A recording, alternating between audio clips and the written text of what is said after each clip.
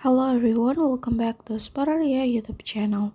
Alright guys, so in this video I would like to share you a tutorial on how to display watermark on the result photo on Poco M7 Pro. Alright guys, so for those of you who have a lot of excitement on the photograph, and if you want that the result of your photo displaying watermark, don't need to be worried guys, because you can turn on the watermark on the camera of Poco M7 Pro.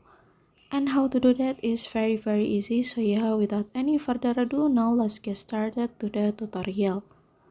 Alright guys, so the first thing first, now you can go to camera, and then you can go to camera, and then after that, for example, if you guys shot there is no watermark, and to display on, now you can click on this one and click on the watermark over here, and then now you can turn it on. You can choose a regular watermark, or you can custom it, and then the result will be like this.